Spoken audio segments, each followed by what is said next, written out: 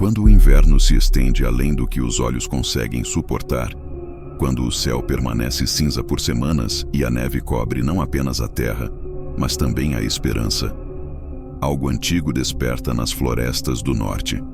Um ser que não pertence ao mundo dos homens, mas que se alimenta deles. Um nome que não deve ser pronunciado em voz alta. O Wendigo, não apenas um monstro, mas uma entidade moldada pelo frio, pela fome e pelo silêncio absoluto. Entre os povos algonquinos, espalhados pelas regiões que hoje chamamos de Canadá e norte dos Estados Unidos, o Wendigo era conhecido muito antes de qualquer mapa ou fronteira existir. Ele não era tratado como uma história distante, mas como uma ameaça real, tão presente quanto o inverno rigoroso que assolava essas terras todos os anos. As florestas densas, cobertas de neve e envoltas por um vento cortante, eram consideradas seu território, lugares onde o homem não era bem-vindo por muito tempo. O Wendigo era descrito como uma criatura impossível de confundir com qualquer outro ser. Alto demais, magro demais, silencioso demais. Seu corpo parecia constantemente em sofrimento, como se estivesse sendo esticado pela própria fome. A pele, pálida ou acinzentada, lembrava carne congelada. Os ossos pressionavam por baixo, criando uma aparência quase cadavérica. Os olhos fundos e escuros não demonstravam raiva nem prazer, apenas necessidade.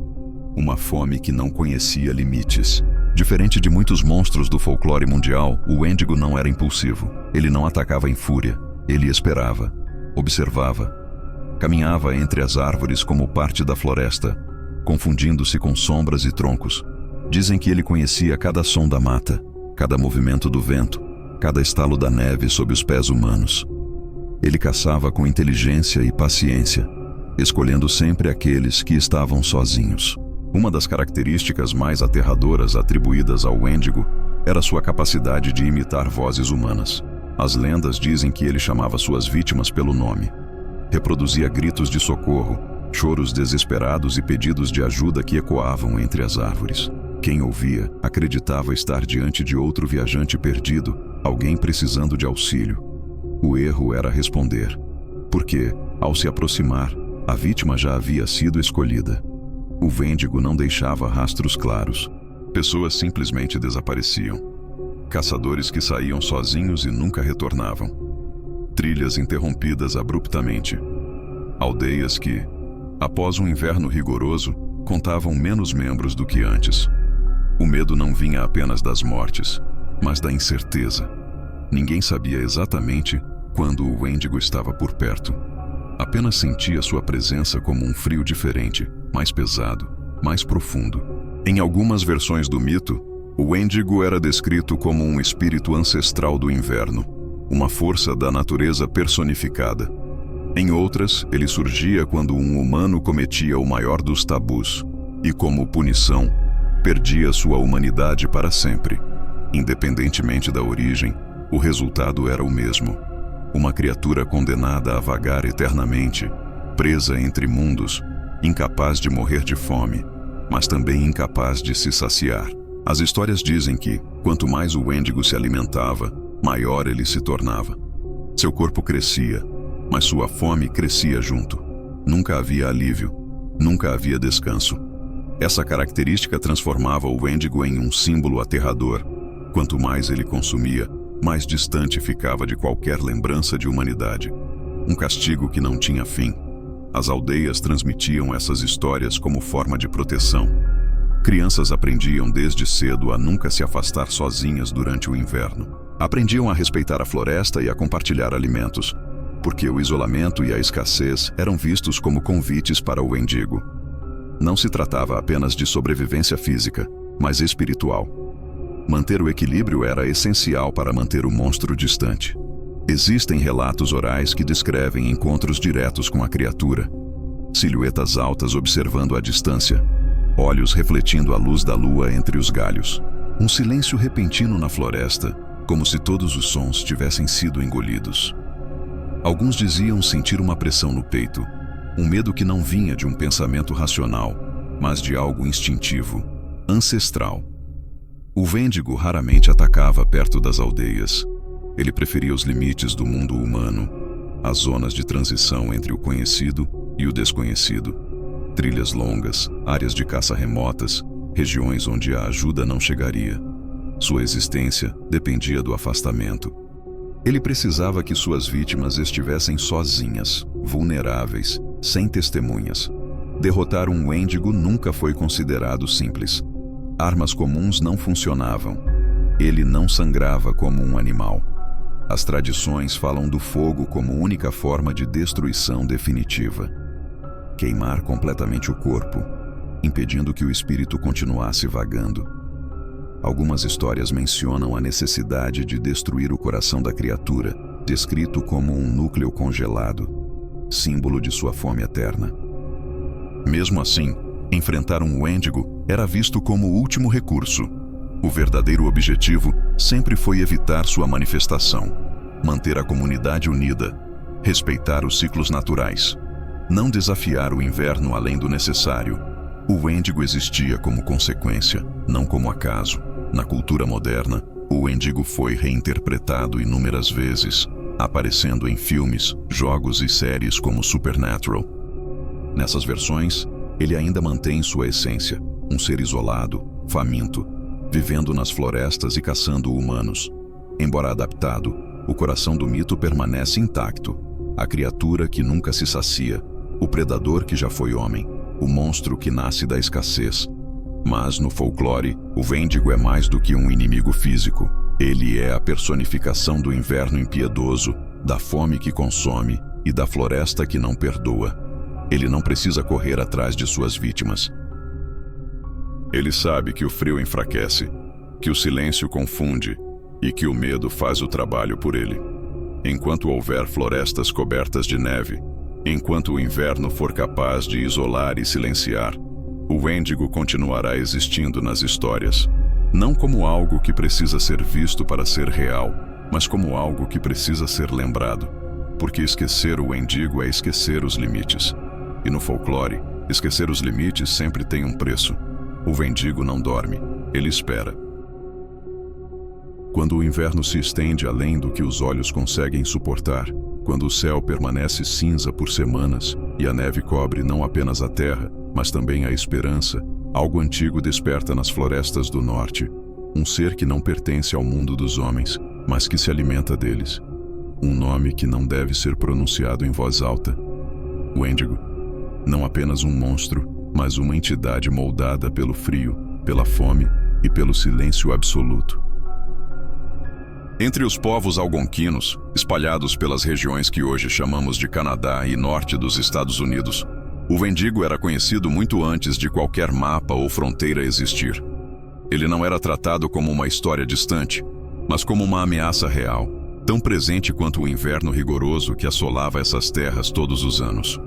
As florestas densas, cobertas de neve e envoltas por um vento cortante, eram consideradas seu território. Lugares onde o homem não era bem-vindo por muito tempo. O Wendigo era descrito como uma criatura impossível de confundir com qualquer outro ser. Alto demais, magro demais, silencioso demais. Seu corpo parecia constantemente em sofrimento, como se estivesse sendo esticado pela própria fome. A pele pálida ou acinzentada lembrava carne congelada. Os ossos pressionavam por baixo, criando uma aparência quase cadavérica. Os olhos, fundos e escuros, não demonstravam raiva nem prazer, apenas necessidade. Uma fome que não conhecia limites. Diferente de muitos monstros do folclore mundial, o Wendigo não era impulsivo. Ele não atacava em fúria. Ele esperava, observava, caminhava entre as árvores como parte da floresta, confundindo-se com sombras e troncos. Dizem que ele conhecia cada som da mata, cada movimento do vento, cada estalo da neve sob os pés humanos. Ele caçava com inteligência e paciência, escolhendo sempre aqueles que estavam sozinhos. Uma das características mais aterradoras atribuídas ao Wendigo era sua capacidade de imitar vozes humanas. As lendas dizem que ele chamava suas vítimas pelo nome, reproduzia gritos de socorro, choros desesperados e pedidos de ajuda que ecoavam entre as árvores. Quem ouvia acreditava estar diante de outro viajante perdido, alguém precisando de auxílio. O erro era responder, porque ao se aproximar, a vítima já havia sido escolhida. O Wendigo não deixava rastros claros. Pessoas simplesmente desapareciam. Caçadores que saíam sozinhos e nunca retornavam. Trilhas interrompidas abruptamente. Aldeias que, após um inverno rigoroso, contavam menos membros do que antes. O medo não vinha apenas das mortes, mas da incerteza. Ninguém sabia exatamente quando o Wendigo estava por perto. Apenas sentia sua presença como um frio diferente, mais pesado, mais profundo. Em algumas versões do mito, o Wendigo era descrito como um espírito ancestral do inverno, uma força da natureza personificada. Em outras, ele surgia quando um humano cometia o maior dos tabus e, como punição, perdia sua humanidade para sempre. Independentemente da origem, o resultado era o mesmo: uma criatura condenada a vagar eternamente, presa entre mundos, incapaz de morrer de fome, mas também incapaz de se saciar. As histórias dizem que quanto mais o Wendigo se alimentava, maior ele se tornava. Seu corpo crescia, mas sua fome crescia junto. Nunca havia alívio, nunca havia descanso. Essa característica transformava o Wendigo em um símbolo aterrador. Quanto mais ele consumia, mais distante ficava de qualquer lembrança de humanidade. Um castigo que não tinha fim. As aldeias transmitiam essas histórias como forma de proteção. Crianças aprendiam desde cedo a nunca se afastar sozinhas durante o inverno. Aprendiam a respeitar a floresta e a compartilhar alimentos, porque o isolamento e a escassez eram vistos como convites para o Wendigo. Não se tratava apenas de sobrevivência física, mas espiritual. Manter o equilíbrio era essencial para manter o monstro distante. Existem relatos orais que descrevem encontros diretos com a criatura, silhuetas altas observando à distância, olhos refletindo a luz da lua entre os galhos. Um silêncio repentino na floresta, como se todos os sons tivessem sido engolidos. Alguns diziam sentir uma pressão no peito, um medo que não vinha de um pensamento racional, mas de algo instintivo, ancestral. O Wendigo raramente atacava perto das aldeias. Ele preferia os limites do mundo humano, as zonas de transição entre o conhecido e o desconhecido, trilhas longas, áreas de caça remotas, regiões onde a ajuda não chegaria. Sua existência dependia do afastamento. Ele precisava que suas vítimas estivessem sozinhas, vulneráveis, sem testemunhas. Derrotar um Wendigo nunca foi considerado simples. Armas comuns não funcionavam. Ele não sangrava como um animal. As tradições falam do fogo como única forma de destruição definitiva. Queimar completamente o corpo, impedindo que o espírito continuasse vagando. Algumas histórias mencionam a necessidade de destruir o coração da criatura, descrito como um núcleo congelado, símbolo de sua fome eterna. Mesmo assim, enfrentar um Wendigo era visto como o último recurso. O verdadeiro objetivo sempre foi evitar sua manifestação, manter a comunidade unida, respeitar os ciclos naturais, não desafiar o inverno além do necessário. O Wendigo existia como consequência, não como acaso. Na cultura moderna, o Wendigo foi reinterpretado inúmeras vezes, aparecendo em filmes, jogos e séries como Supernatural. Nessas versões, ele ainda mantém sua essência, um ser isolado, faminto, vivendo nas florestas e caçando humanos. Embora adaptado, o coração do mito permanece intacto. A criatura que nunca se sacia, o predador que já foi homem, o monstro que nasce da escassez. Mas, no folclore, o Wendigo é mais do que um inimigo físico. Ele é a personificação do inverno impiedoso, da fome que consome e da floresta que não perdoa. Ele não precisa correr atrás de suas vítimas. Ele sabe que o frio enfraquece, que o silêncio confunde e que o medo faz o trabalho por ele. Enquanto houver florestas cobertas de neve, enquanto o inverno for capaz de isolar e silenciar, o Wendigo continuará existindo nas histórias. Não como algo que precisa ser visto para ser real, mas como algo que precisa ser lembrado. Porque esquecer o Wendigo é esquecer os limites. E no folclore, esquecer os limites sempre tem um preço.